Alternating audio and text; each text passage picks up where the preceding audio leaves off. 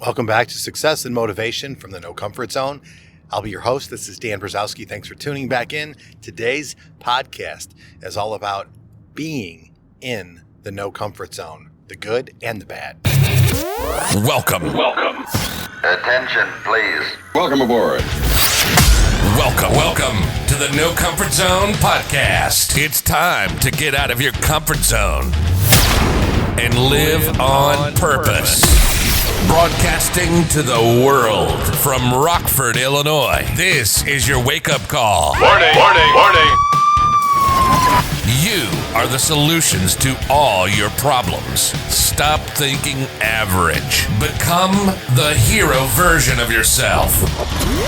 Every day, every time, without fail, no exceptions. It all matters. You've entered the No Comfort Zone. It's time for a reality check. Kind of wanted to give you my new experience that I've had of being inside of this time period that I call the no comfort zone, where I pretty much remove certain things that are comfortable. Warm showers, sleeping in. I get up earlier, I take cold showers, just how I'm wired up that way.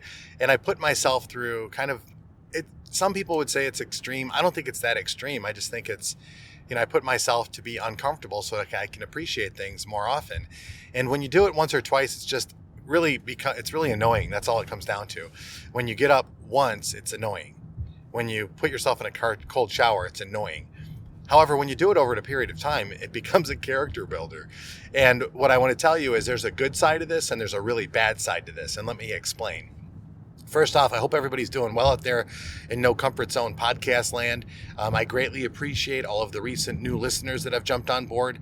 I can't thank you enough for taking time out of your day, 8 to 10 minutes at a shot, to listen to yours truly rant and rave about adversity and success and failure from the No Comfort Zone in my personal journey and basically daily life of dealing with life.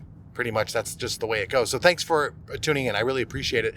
In addition to that, thanks for the reviews. I can't tell you enough that the reviews are there so that other cool people just like yourself can find me easier. And hopefully they're going to hear something here that's going to help motivate and inspire them to become a better version of themselves. And maybe, just maybe, by putting themselves into a situation where they get a little uncomfortable, they might be able to grow into that person they've always wanted to be. So on with the show. I'm talking about this no comfort zone, the different sides of it, being in it, and one extreme to the other. And I went to the extreme with it. And I'm going to tell you that it's not a good idea. Tony Robbins a long time ago said that, you're driven by pain or you're driven by pleasure. I will tell you this, at 51 years old, I believe that I am driven by pain. And I appreciate pleasure. I appreciate success. I love it. I cherish it. Failure, though, is not what it used to be for me. Failure is not a moment where I look at, oh God, look what I did. I'm embarrassed. I'm humiliated. I just don't care anymore. At 51, what are you going to do? Shave my head? I don't have any more hair. Are you going to take away my birthdays? Now I got 51 of those. You can't take those away. And at the end, I'm doing the best I can. Now, going towards pleasure, the way I see it, is there certain goals that have to be attained, and you're going to have to roll your sleeves up. You're going to have to go to work. You're going to have to dig in for the long haul. And day by day, hour by hour, minute by minute, second by second, you need to stay focused on that goal. And in doing so, the different things that you have going on in your life need to become part of that. For example, if you're looking to accomplish more in your life, you might need to find some more time. Getting up early is a good way to do that. In addition to getting up early, you're going to find some more benefits that you're competing against everybody else, but now you're earlier and you've accomplished more. You're ahead of the game in the human race. And then at the end of the day, when you go, instead of just going to bed, you reflect on your shortcomings. You reflect, and I learned that from AA, but it's a great thing to do no matter if you're in the program or not. But you reflect on your shortcomings. You look if you've done wrong to anybody, and it's just a good thing to do. And then before you put your head down, you have an intention of what you're going to do to rectify those situations the next day if you can't do it right at that moment. You list out what your goals are and the things that you're not going to do the next day just to try to become a little bit better every single day. Now, in doing so, as you know, I'm going through a fitness transformation, a 6 weeks program. I put myself into basically a 10-week program, but this is the 6-week fuse, if you will, to get me going. And I've had great results. Started off at 225, 6 weeks, and 4 days into it, I'm down 26 pounds legitimately. body percent fat's almost at a healthy level. Still far from where I want to be at, but my visceral fat's at a very healthy level. That's the fat around your organs. I can run now. Finally, my knee, I've been bitching and complaining about it in this podcast for the last year or so, is better. A lot of great things are happening. And I'm 14 pounds away from my goal weight, which I have basically another 4 weeks to get that done. We'll see how it goes. But here's where the problem came in. Here's what I think I want to share with you.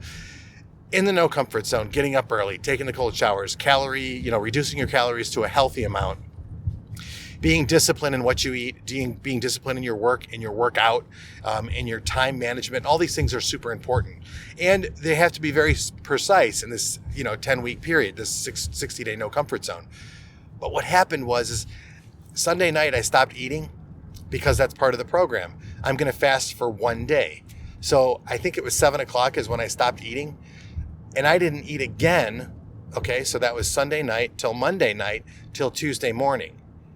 Tuesday morning, I still didn't eat, and I went all the way up until I want to say 5 or 6, 7 o'clock. Whatever it was 45 hours. So I went 45 hours without eating. I ate one meal, roughly about 700 calories total, or over a course of an hour. And then I went to bed, I did my things, and then the next day I fasted again for another 36, 40 hours, whatever it was. All I know is this, it wasn't good for me. Because on top of that, I still did. So Monday, Tuesday, Wednesday, Thursday, I still got 8 hours of cardio in with little calories. Now, it helped with the weight loss for sure, but mentally and physically, it didn't feel good. It was too extreme. And now I told you before, and I'll tell you again, that you can put yourself through a lot. You just have to challenge yourself.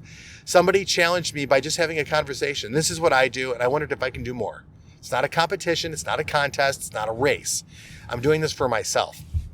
I get to this point and I really freaked out with it, and then kind of lost track of time, couldn't think straight just because of the so few calories I was eating. So I don't recommend doing that. And there's a time you'll know right away, hey man, this isn't good. This is too extreme. You'll know. You'll absolutely know. But the best part of this whole thing is there's a lesson to be learned here. Fasting used to be so difficult for me 6 weeks ago. I would be freaking out about it. The second fasting day, I was watching TV. I was tired.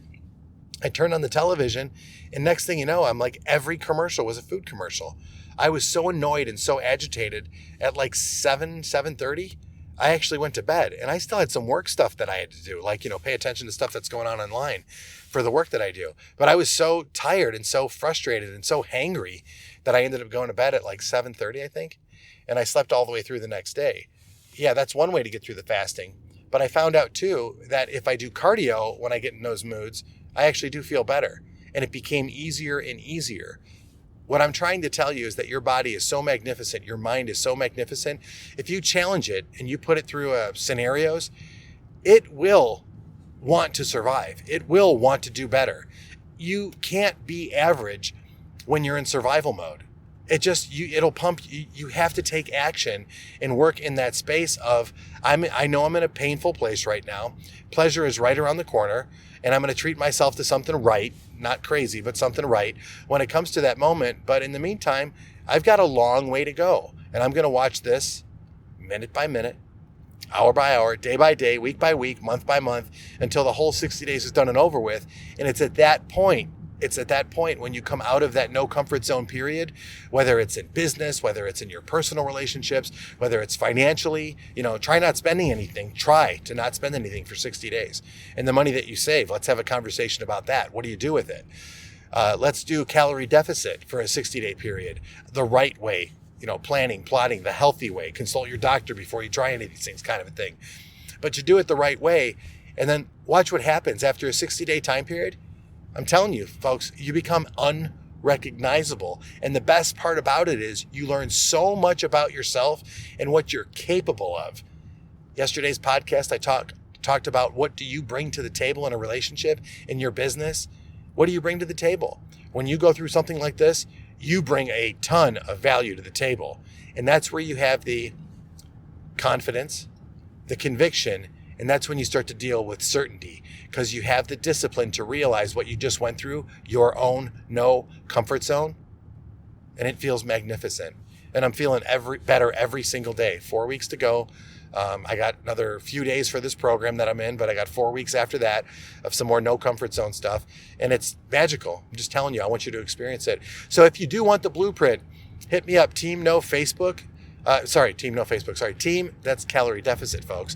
Team No Comfort Zone on Facebook. Dan Brzezowski, hit me up there.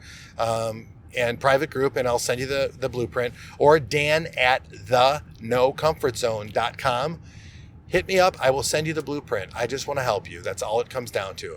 I want to offer this to you and explain to you what the blueprint's all about, walk you through it, and let you live your life. That's what it's all about for me. I want to help as many people as they can get out of their comfort zone so they can live on purpose. Say goodbye. Want more of the No Comfort Zone?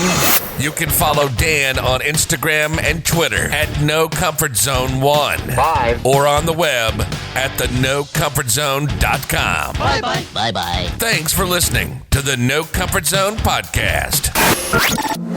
Bye-bye. Bye-bye.